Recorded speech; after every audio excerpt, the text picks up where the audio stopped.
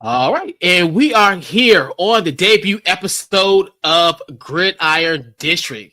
This is not an episode, but a podcast that will be discussing the DC Defenders and the Washington Commanders. So this will be a season-long type of podcast.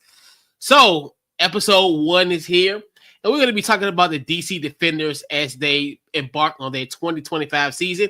We got our guy Brett. What's going on, Brett? How you doing?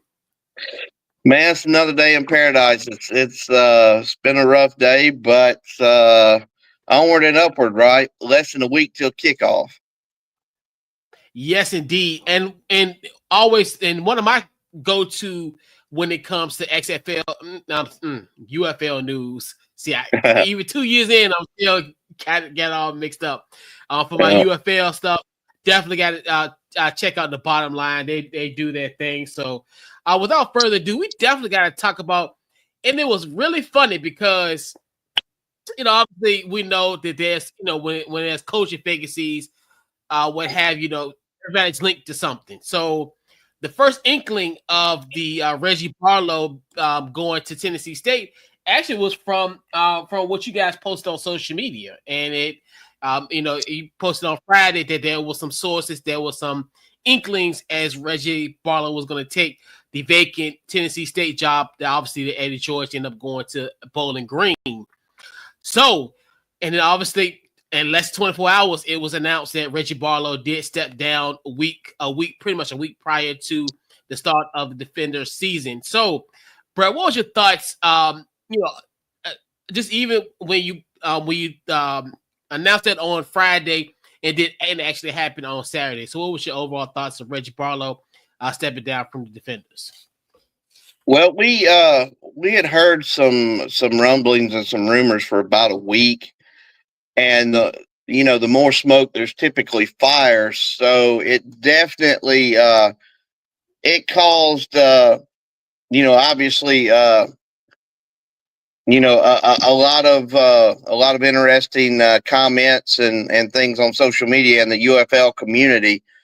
I put out that, I had a feeling he was going to take the job, but I hoped that he was going to stay for the season. I said I haven't heard otherwise, but then in the back of my mind, I was kind of panicking with the transfer portal and the NIL now that he probably wasn't going to make it through the season. I hate it. I mean, it's a week before the season. He's been a coach there multiple years. I don't know of anyone that's got anything negative to say about Coach Barlow. All the fans, even from the opposing teams, liked him. I pull for the Birmingham Stallions, but I'm a league guy first. So I hated to see him go. Yeah, I agree. Yeah, Coach Barlow, I even, obviously he was in my backyard a few years ago with Virginia State. So, I was like, for him to take that opportunity in 2022 to be in the league, and then obviously covering some games last year for the Defenders. And it was just great talking with him, as far as even wins and losses. He was very great and gracious, even in defeat. Especially I remember when they lost to Arlington in that season finale. He was really, gracious and, answered everyone's questions and, and was pretty much upbeat. Like you say, he was a great coach, and in Tennessee, they're going to get a great coach. And I feel, I know those kids are going to be really lucky to have a guy like a Reggie Barlow, being their coach at Tennessee State. So yeah, it's definitely much luck to him at Tennessee State. So inserting Reggie Barlow is out. Now we have Shannon Harris, the former quarterbacks coach of the Defenders, now is in the interim role for the Defenders. What are your overall thoughts on Shannon Harris taking the job? Well, I'm not too familiar with Shannon other than his, recent history with the UFL. I think I speak for most UFL fans, at least who I've talked to behind the scenes, that we were kind of surprised that Greg Williams wasn't named the head coach. But there again, he's got some negative history and baggage with him with, the Bounty Gate with Brett Favre and New Orleans Saints and all that. But when I heard that Barlow was stepping down before the season, I mean, every one of us privately said, well, I guess it'll be Greg Williams. And then Shannon Harris is announced. So, we will see. I know that I don't know. It was just something about Barlow's presence on the sidelines that was very impressive. How he handled everything, how the players, responded to him. It's going to take me a little time to figure out where we're at with Shannon Harris. And again, their opening game Sunday is with the 3-time defending champion Birmingham Stallions, at the beer snake, so to speak. Yeah, like I said, we'll learn a lot about him in these coming days. So yeah, and the same thing here. Well, like I thought too it was gonna be maybe Greg Williams, and then a part of me was thinking, well, it's Greg Williams was going to Tennessee. That's what first thing I thought initially, because I know a lot of people there was speculation who was going to be the interim, and then obviously with Shannon being named that as well. So yeah, that's going to be very like I said, interesting, and we'll definitely find out as the weeks, days and weeks progress. So I want to talk about you guys preseason power rankings. Obviously, you had Birmingham as number 1, the 3-time defending champions going for their 4-peat in a sense. Then you got the Panthers, the Michigan Panthers at number 2, St. Louis Battlehawks at 3, Arlington at number 4, San Antonio at 5. Then we got the D.C Defenders at 6. Then Memphis and that's it. And also too, Memphis Showboats obviously now another coaching step down, and Ken Whisenhunt as well. What was your thoughts about Ken Whisenhunt, his departure? Man, it was part of my bad day today. I've got friends that run the yacht club, which is the big booster club in Memphis. Talking to them today, we try to help promote the whole entire league because we're really strong. We got strong emotions about spring football for so many reasons. If you haven't checked it out, just don't be closed-minded. Give it a shot. It is fun as hell. Excuse my language, to be at a game. It's a different atmosphere than an NFL game. Or I live in Tuscaloosa, Alabama, so I had season tickets for years and years and years to the University of Alabama. And with the kind of success we've had, man, it's just the spring football community is a tight knit, kind of differently wired community. Man, we kind of all embrace each other, no matter all of our differences and quirks and all that, and come together on the weekend, and we're all pulling for the same team. It's a real. I'm seeing more and more mainstream posts on Bleacher Report, things of that nature, to where a lot more people are now more responsive to spring football in the UFL, just like on ESPN today. And it's nice to see, because that whole closed-minded concept with spring football, they're no good. Come on, man. There's some good players in this league, and there's some good football, and they're just trying to make it back to the league. They're just trying to make it to the league. Man, they're very responsive before the games, after the games, at all these events. They'll hang out with you. I mean, they'll drink a beer with you.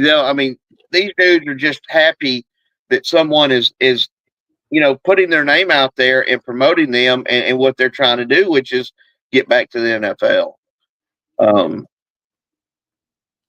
It's something special about spring. But anyways, I know I got off on a tangent, but it's all good.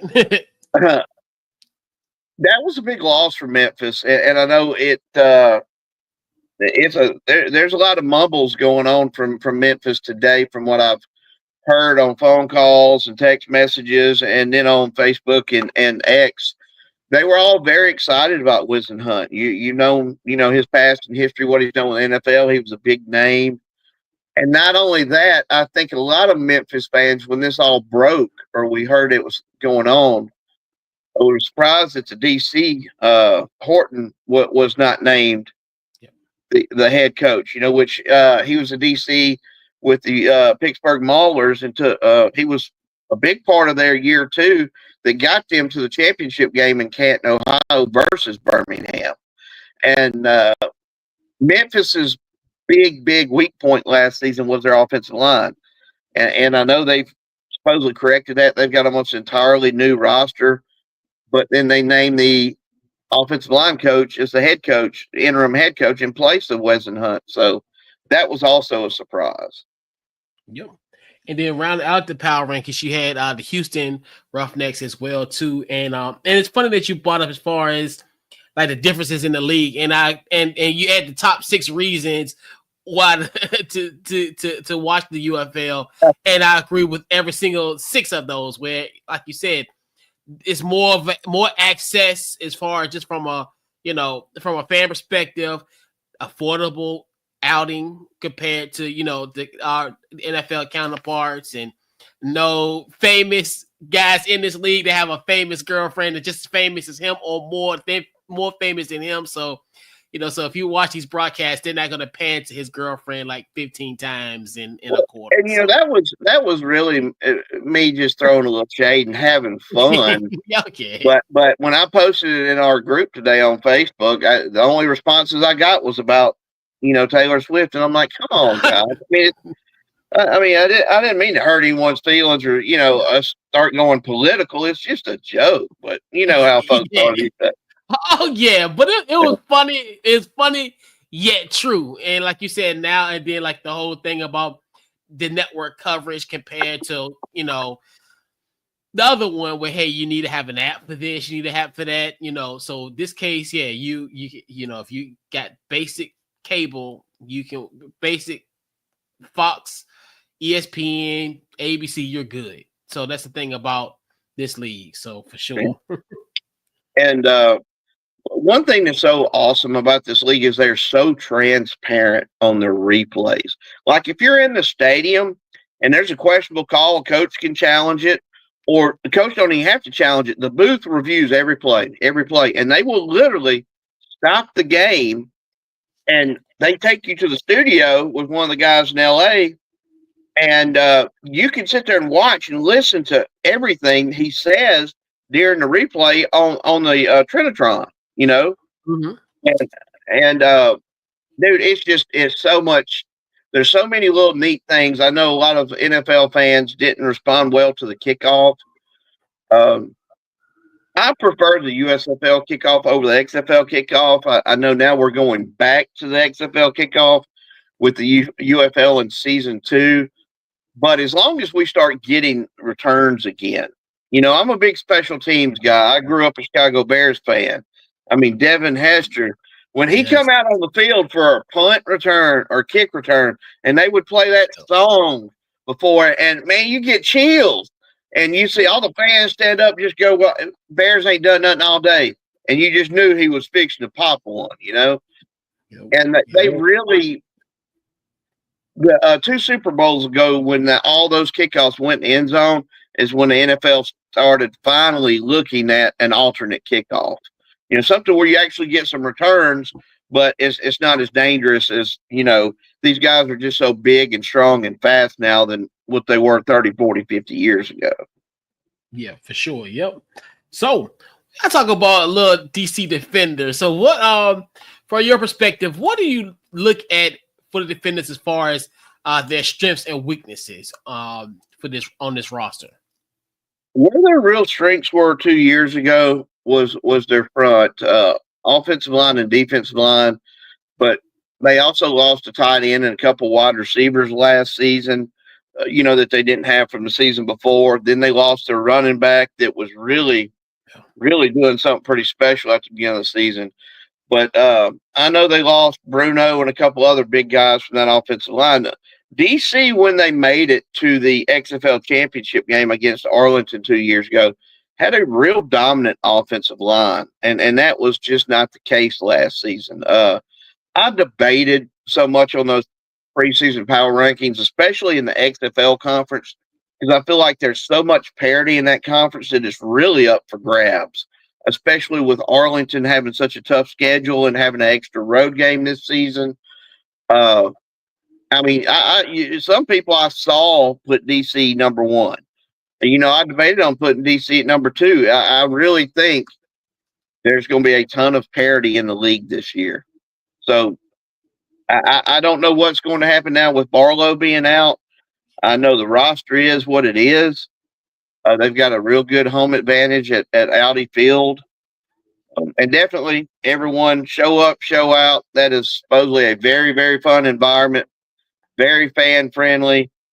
family friendly in other sections other than the beer snake section. But I would love to be traveling to DC this weekend, honestly, to go to the game, but it's just not possible. Yeah, absolutely. They got Jordan Tiamu back. Their running back is 100% back healthy. Real curious. I know they signed a couple other weapons. They've got a special teams killer on that team.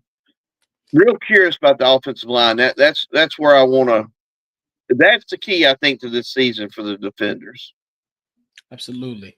And I know you talked about Jordan as well, and also who are some other guys on this team for some defenders to watch as the season progresses. Was it Bellamy again? Then the running back, is it Abram Smith? Is that correct? It's been a long day. Yeah, because he was out because he got hurt last season. Well, last season, now he's back. Yeah, he's back. So yeah, he could be a legitimate leading rusher in the league this year. He was having a heck of a season last year, and your season really fell kind of apart when he got injured. That the injury started piling up, but then some of the weak links on that offensive line, some of the new pieces, that replaced the season before, that was really your Achilles heel.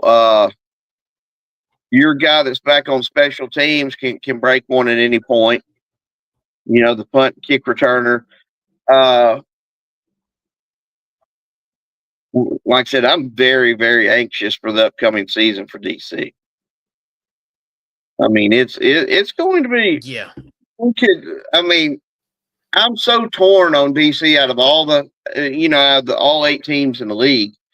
I could have put DC at, 8-2 as their ceiling, and I could have put them at 4-6 as their floor. That's a big spread, but they've got some key pieces in place. Like I said, I know Barlow didn't really do a lot of the play calling, but the players always seem to respond well to him, and I'm real anxious to see what we see Sunday afternoon. Absolutely. So, and we talk about Sunday afternoon. We got the 3-time defending champion Birmingham coming to town. Just what are your thoughts on this opening weekend matchup between the Defenders and the Stallions? Well, I'm going to tell you what, I was at the Birmingham DC game in Birmingham last season, and that was the storm game where, we had over an hour delay and lightning everywhere and rain was going sideways. And that's when a lot of the fans in Birmingham start taking their shirts off, and now that's become a thing, in Birmingham at Protective Stadium. Look, I'm going to be honest with you. DC gave us every bit we wanted in that game last season. We pulled that out at the very end with a field goal, if I recall correctly, with a new kicker that it was his first week. He done replaced another guy that had blew it, which is now, I think, on the Roughnecks. He pulled a muscle, hamstring, or something, and this guy came in and won the game for Birmingham. But again, if that's definitely one of the games last season that Birmingham, probably should have lost. So that's in the back of my head too. I know I've seen the point spread. I don't know if you've seen what's been posted, but that's going to be a tough game for Birmingham at Audi Field. So I would take the points. If I was a bet man, I would take the points in that one. For sure, yeah. So definitely thank you for coming on, Brett, to talk some DC Defenders. Tell them where we can find you on social media and any upcoming projects, anything got going on.